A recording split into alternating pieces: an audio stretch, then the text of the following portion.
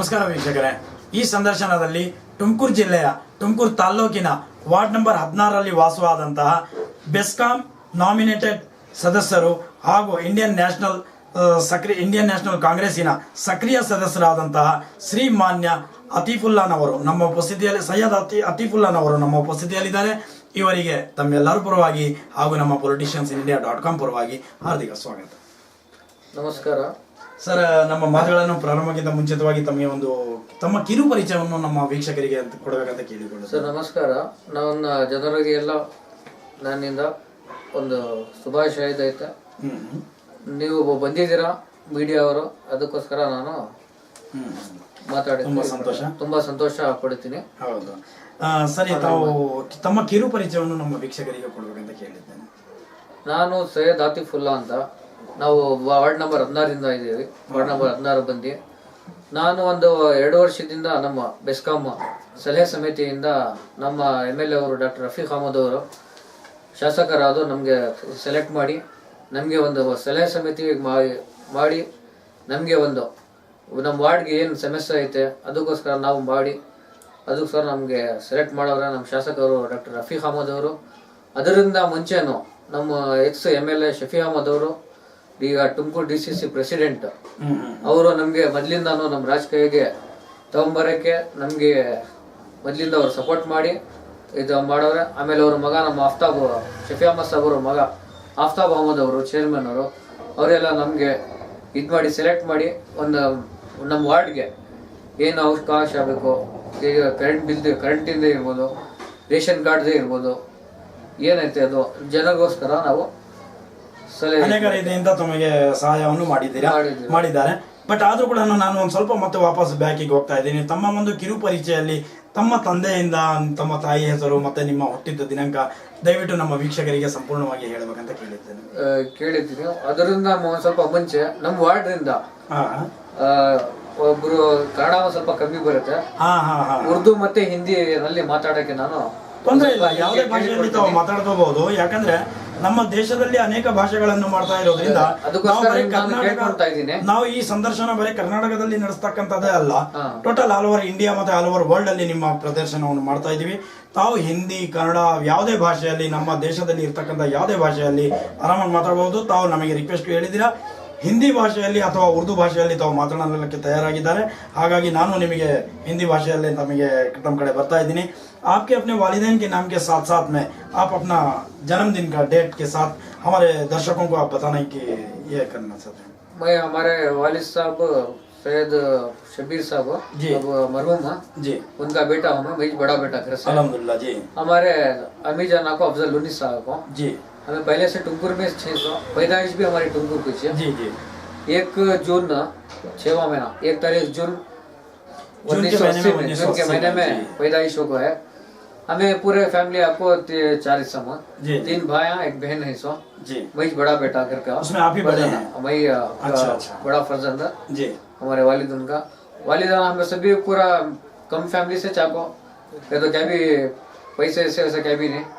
हमारे वालिद सब भी अच्छा मेहनत करके सब हम स्कूल से करे जी, हमें पढ़ने को भी गए. यानी आप बचपन से ही थोड़ा गुर्बत उठा के आए हैं, यानी कि तकलीफ उठा के आगे बढ़े हैं. ऐसा नहीं कि कोई आप पैसे वाले या रुतबे वाले वैसा तो नहीं थे. अभी अब अल्लाह का फजल है जी, अल्हम्दुलिल्लाह. अभी जब तक हमारे वालिद जो करके जाके हैं जी, अल्लाह का फजल से अब हमें है. और उसमें क्या है, हमें जो खिदमत के वास्ते जो सोशल वर्क है वो पहले से भी हमें 15 साल से मैं करता आ रहा हूँ. जी जी जी जी. अब जैसा हमारा वोटर ID कार्ड है, रेशन कार्ड है या आधार कार्ड है, जो हमारे आदमी को नहीं मालूम होता उनको बुला लेके जाना, मैं जाके खुद बुला लेके जाके उनको काम करा के जो फार्म आता है वो पूरा भर्ती करके मैं ही करा के सभी करता हूँ. जी बिल्कुल सही बात है. आपने जिस तरह से बताया था कि उतने आप यानी दौलतमंद शख्सियत तो नहीं थे कि आप दौलत के अपने वालिदैन की दौलत से भी आप यानी खानदानी तो कोई दौलतमंद नहीं थे. अल्हम्दुलिल्लाह, अल्लाह का शुक्र है आज भी आप एक नॉर्मल पोजीशन के जरिए से, मिडिल क्लास के जरिए से आप जिंदगी बसर कर रहे हैं. आपने सोशल वर्क करना कहाँ से सीखा, यानी कि आप सोशल वर्क करने का आपने अपने दिमाग में किस तरह से लेके आए और कैसे शुरुआत की थी? और आपने जैसे बताया 15 साल से मैंने सोशल वर्क कर रहा हूँ. ये जद्दोजहद और ये जज्बा आपके दिल में और दिमाग में कैसे आया, ये हमारे दर्शकों को थोड़ा विस्तार से बताएं तो मेहरबानी होगी. ये ऐसा है जो मैं जो पहले जो कोई भी जो सरकार के काम थे, मैं खुद जाके एक काम को गया था, तो एक से जो ऑफिस नहीं था वो ऑफिसर नहीं, वो बड़े ऑफिसर आना, उनके साथ अपॉइंटमेंट लेना था, वही करके 10-15 दिन मेरे को अच्छा ये करना पड़ा। जब वो मेरे दिमाग में ऐसा आया कि मैं भी कुछ एक लीडर का टाइप या सोशल मेकर के जो हमें पॉलिटिकल जो है, अब हमारे जो टुंकुर के थे ये शफी अहमद साहब, उनसे राय लेके उनसे भी उनके मुलाकात के है, जब वो क्या बोले बोल के करके मेरे को एक बुला के ऐसा करने का सोशल वर्क कर लेके मैं आपको हिम्मत अफजाई करके देता हूँ करके शफी अहमद साहब वो बोले। और उनके जो फर्जन भी थे आफ्ताब अहमद, वो हमारे मंजे मिल कर बात कर को जब से जो मैंने सोशल वर्क करने के लिए जब से गया, वहाँ से लोगों की खिदमत करना का शुरू किया, जो हमारे एक्सएमएल शफी अहमद साहब से जो वहाँ से मैंने शुरू किया। अब थोड़े से एक मिसाल के तौर पर आप थोड़े ऐसे काम बताना चाहेंगे जो आपने शुरुआत में की थी, जैसे कि रेशन कार्ड हो या आईडी कार्ड हो, कितने काम आप सरंजाम दिए हैं और किस तरह से आपने इतने भी आप हमारे एरिया में जाके पूछ ले सकते हैं। तो भी जी रेशन कार्ड से और वोटर आईडी जो हम जो इलेक्शन को जो यूज कर सकते हैं जी, वोटर आईडी में नाम गलती है और नए जो 18 साल हो के हैं उनका वोटर आईडी कार्ड बनाना जी, बाद जो रेशन कार्ड में जो रेशन कार्ड नहीं रहता है बीपीएल कार्ड को उनको बुला लेके जाके जो प्रोसीजर करके रेशन कार्ड बना के देना, आधार कार्ड बना के देना जी, ऐसा सभी करके। और पेंशन लोगों को जो पेंशन ओल्ड एज पेंशन है ना, बेवा के लिए उनको भी जाके साथ में वही खुद जी फिर के उनको करा के देता हूँ। अप्रोक्सीमेटली आप तक कितने लोगों का ये पेंशन वगैरह तो एक अब तक तो 5 लोगों को मैं करा के हूँ। रेशन कार्ड तो 40 से 30 किस्म का हमारे वार्ड से और दूसरे वार्ड के बहुत बड़ी बात करा के हैं जी। अगर रेशन कार्ड एक ऐसी चीज है, अगर वो ना होने की वजह से वहाँ का जी बिल्कुल वहाँ का मुकामी वो कंसिडर ही नहीं होता। और हमारे जो हम रियासत में जो देश में है वो यही नहीं था, रेशन कार्ड। सबसे पहली बात रेशन कार्ड ही आपसे आईडी कार्ड हो और रेशन कार्ड। अभी निकला है आधार कार्ड 2-3 साल से, तो अभी ये शुरुआत हो चुकी है, 2-3 साल कुछ अरसा हुआ है आधार कार्ड का। जो राहुल गांधी जी जो कर गए ना, जब से वो आधार कार्ड भी हमें जो जाके बैंक अकाउंट को जो पेंशन लेने के लिए अकाउंट पूछते हैं आधार होना जरूरी था। अच्छी बात है। यहाँ पे एक और एक बात मेरे दिमाग में आ रहा है, आप सोशल वर्क करना चाहते तो बहुत सारी तंजीमें थी, बहुत सारी पार्टियां थी, ये सब कुछ छोड़ के आप इंडियन नेशनल कांग्रेस यानी कांग्रेस की ही पार्टी क्यों आपने पसंद की? कांग्रेस की पार्टी पसंद करने का जो हमें जो वार्ड में है जो पहले से भी है, जो अभी मैंने पहले आपको बताया, हमारे जो शफी अहमद साहब है ना, उनके इससे ही हम पहले से फॉलोअर्स हैं। इसलिए जो हमारे बड़े ही हो, हम जो भी क्या भी करना चाहते हैं बड़े से एक राय लेके कर सकते हैं ना, इसीलिए हमें जो कांग्रेस पार्टी हमें ये करके। सही बात है, बहुत खुशी हुई।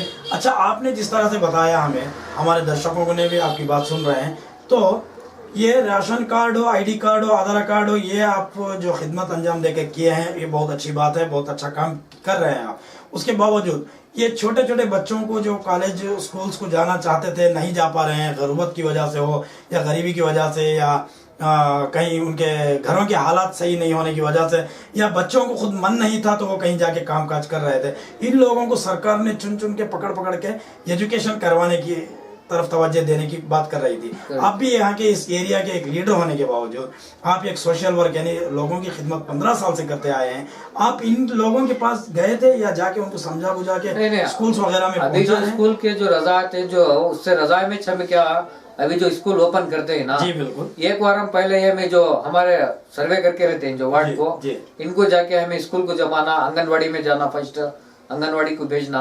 कितने आंगनवाड़ी आपके यहाँ पे मौजूद? हमारे 2 आंगनवाड़ी आते हैं आपके। एक आपको बारलेन हमारा हरपेट में एक आंगनवाड़ी आती है और एक आके जो के भी बारलेन का जो 4th क्लास है उधर 1-2 आंगनवाड़ी आते हैं। बहुत खुशी की बात है। लेकिन यहाँ पर एक सवाल ये भी पैदा होता है, उस आंगनवाड़ी पर जाके आप लोग जानकारी करते हैं क्या? वो जो सरकार से जो आया हुआ फूड जो वहाँ पे प्रेगनेंसी औरतों को या बच्चों को दिया जाता है वो क्या सही तरीके से पहुंच रहा है या नहीं? वहाँ के छोटे छोटे मासूम बच्चे भी वहाँ पे एक बेबी सिटिंग के जरिए से वहाँ पे जाके आदत करते हैं, तो वहाँ पे स्वच्छता यानी क्लीनिंग या वहाँ की सफाई के हमें जो वो राशन आने के बाद हर महीने में 1 दिन यहाँ में जाके कंपलसरी कितना राशन आके है और वहाँ की बाकी सफाई जो अभी जो ये करके ना जो हमारे प्राइम मिनिस्टर साहब भी स्वच्छ भारत करने का, स्वच्छ भारत स्वच्छ अभियान, भारत, जी जी जी, वो बाकी सफाई भी जाके देख के हमें खुद जो उनका लेक्चर लेके जी, बिल्कुल। इतने आदमी आके लेके जाके हैं पूरा चेक करते हैं,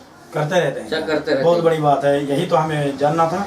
क्योंकि आज ये जो फूड गवर्नमेंट से वहाँ पे मुहैया किया जाता है, वो हम पैसे देने के बावजूद कहीं मेडिकल में नहीं मिलती, कहीं हॉस्पिटल्स में नहीं नहीं मिलता। मिलती। ऐसा फूड गवर्नमेंट यानी अपनी सरकार ने इस तरह से ये फूड है। बना के वहाँ से मुहैया कराया जा रहा है। सही बात। बहुत सारे लोगों को इसकी नॉलेज भी नहीं होती, वहाँ के फूड अपने बच्चों को भी नहीं खिलाते या अपने घरों पे भी नहीं नहीं, लेके वो आते। पहले ऐसा था, अभी जो हम काम कर रहे हैं ना पहले से, जी बिल्कुल, वैसा तो कुछ भी नहीं है। वो आंगनवाड़ी के जो आया भी रहते हैं जी, उनको भी हमें इत्तला करते हैं कि जो राशन आके है पहले एक दिन पहले जाके उनको घरों को इत्तला करते हैं।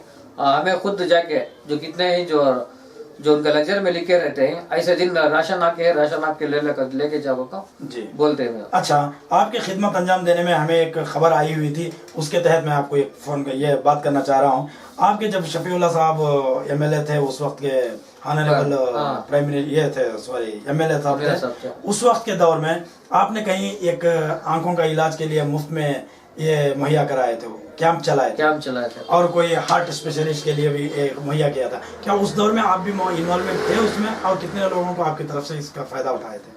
वो सब कैंप तो कराए थे पूरे। अभी जो बार्लिन के हमें जो मस्जिद में रहते हैं, हमारे मस्जिद में अनाउंस करके हमारे वार्ड से और दूसरे वार्ड से भी लेके जाके कैंप में हमें ही खड़के साथ में खड़के उनका अभी जो गए महीना जो हम वक्फ बोर्ड से जो एक कैंप कर रहे थे जी, वो हमारे बार्लिन के एक दो इसम को बुला लेके जाके हमें आंखों का ऑपरेशन करा के अभी करा के यानी मुफ्त में था। बहुत खुशी की बात है। यही तो मैं आपसे जानना चाहता था कि आपने इन्वॉल्वमेंट 15 साल से बहुत सारी लोगों की खिदमत की है। वैसे भी आप उम्र के लिहाज से भी उतने उम्र वाले तो नहीं है, अल्हम्दुलिल्लाह बहुत कम उम्र में आपने बहुत बड़ा काम सर अंजाम दे रहे हैं। आपके नाजुक कंधों पर इतना बड़ा बोझ लेके आप लोग जब निकल रहे थे तो हमें भी फख्र है, हमें आप लोगों की, इसीलिए हम ढूंढ के आके आप लोगों के पास हमारी मुलाकात करने के लिए हम लोग आपसे बातचीत के लिए आए हैं। अच्छा, आइंदा से आप बेस्कॉम की तरफ मैं अपनी नजर डाल रहा हूँ। बेस्कॉम तो आप 1 साल से इसमें मेंबर होकर हैं। वैसे तो कांग्रेस पार्टी में एक्टिव मेंबर भी कहा जाता है आपको, यानी एक सक्रिय, कन्नड़ा में कहा जाए तो एक सक्रिय सदस्य कहा जाता है। आप एक इम्पोर्टेंट पर्सन हैं कांग्रेस के जरिए, और उसके बावजूद बेस्कॉम में भी नॉमिनेटेड आपको रखा गया है। तो अल्हम्दुलिल्लाह 1 साल तो अरसा गुजर चुका है। आइंदा आने वाले 1-2 साल या 1 साल कुछ अरसा आपका अभी भी मौजूद है, बाकी है। तो आपने क्या क्या काम सरअंजाम दिया बेस्कॉम के जरिए, केईबी, केपीटीसीएल या बेस्कॉम के जरिए, जितने भी इलेक्ट्रिक पावर की जो कटिंग्स वगैरह जो भी प्रॉब्लम्स है, ये आपने कितना कहाँ तक काम को सर? अभी जो हमारे जो डॉक्टर रफीक अहमद साहब जो एमएलए हैं प्रेजेंट तुमकुर सिटी के जी, वो जो बेस्कॉम के सेलेक्ट करने के बाद हमें हमारे जो वार्ड का एक 10 पोल तक भी जो डैमेज हो के थे जी, वो मेरे जो मंजे सेलेक्ट करके हैं। जब मैं पूरा खड़के हुआ हमारे जेई को, हमारे एडब्ल्यू को सब बुला के उनको सर्वे करा के जी, खंबे सभी चेंज करा के हैं। पोल्स जो डैमेजेस पोल्स है पहले केईबी के, पूरे केईबी के डैमेजेस पोल चेंज करा के अभी सामने जो मेन रोड को आपको देख रहे हैं वो जो एक बड़ा ट्रांसफार्मर भी है, ट्रांसफार्मर के लिए भी हमें क्या है जो एक परमिशन लेके रोड को आ गया है, रोड कटिंग के लिए जी, वो परमिशन लेके है। अभी वो काम भी शुरू होने के है, ट्रांसफार्मर अंदर करने के लिए ऐसा काम सभी कर लेंगे और आइंदा भी काम बहुत है जो। अच्छा, आप बेस्कॉम में नॉमिनेटेड एक मेंबर होने की वजह से मैं आपको ये सवाल पूछ रहा हूँ, आपकी हद कहाँ तक है टुमकुर के अंदर? क्या कहीं टुमकुर की पूरी सिटी में भी आप कुछ कहीं भी काम करवा सकते हैं, या वार्ड वाइज आपको कुछ? नहीं, ये जो हमारा जो वार्ड है 16 नंबर जो वार्ड है जी, वार्ड के तहत तो मैं हमारा जो कितना भी है वो काम करा सकते हैं। बाहर कहीं कोई दूसरे वार्ड में आप इन्वॉल्वमेंट लेके नहीं? इन्वॉल्वमेंट के तो जा सकते हैं, जो मेंबर हैं उनको जाके जो राय भी लेकर हमें जो मीटिंग बुलाते हैं। आपकी बॉडी में कितने मेंबर्स हैं?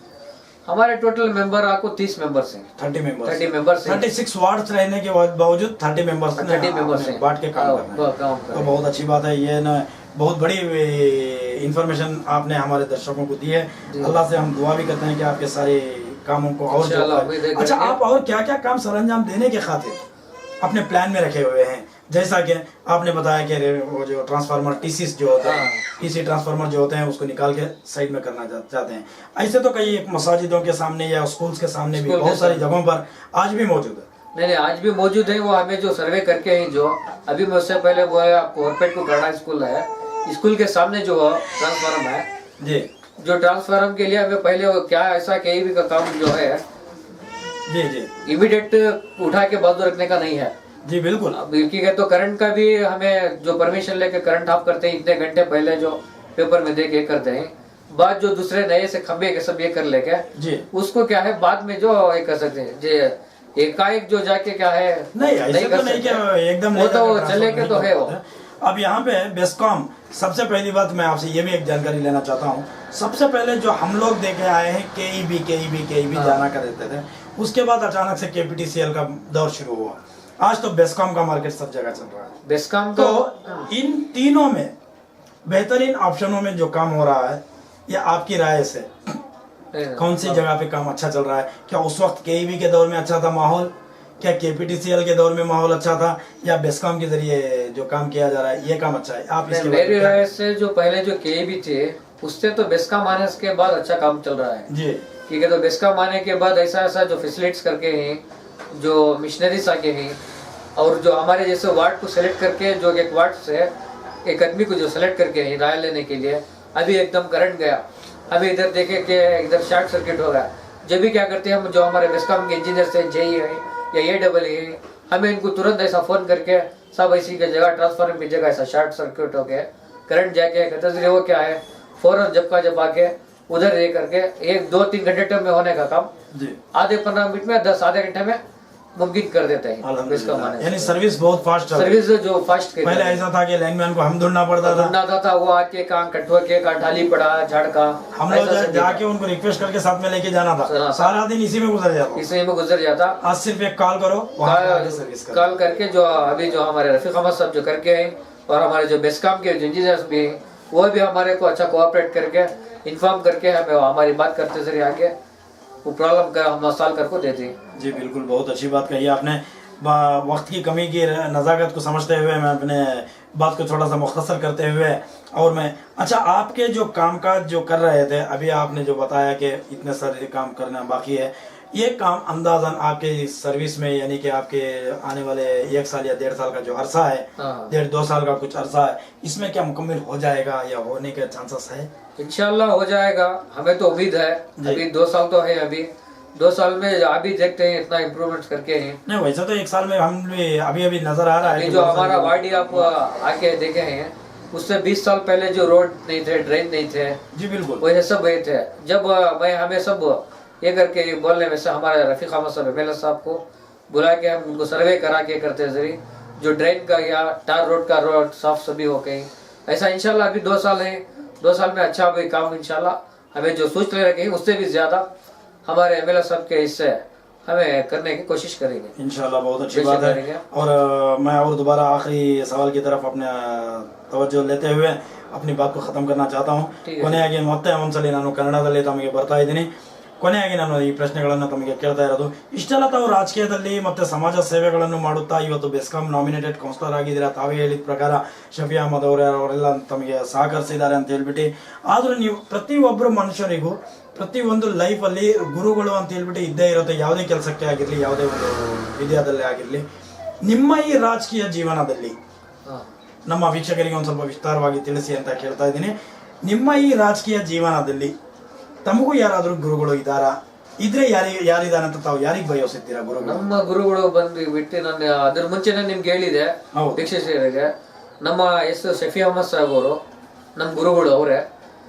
ಈಗ ಕಾಂಗ್ರೆಸ್ ಪಾರ್ಟಿ ಡಿಸ್ಟ್ರಿಕ್ಟ್ ಪಾರ್ಟಿ ಇದ್ರು, ಅವರೇ ನಮ್ಮ ಶಫಿ ಅಹಮದ್ ಸಾಹೇಬರ ಗುರುಗಳೇ। ಅದಾದ್ಮೇಲೆ ನಮ್ಮ ಡಾಕ್ಟರ್ ರಫೀಕ್ ಅಹಮದ್ ಅವರು ಈಗ ಪ್ರೆಸೆಂಟ್ ಇರೋದು, ಅವರು ಎಲ್ಲ ನಮ್ಮ ಗುರುಗಳೇ।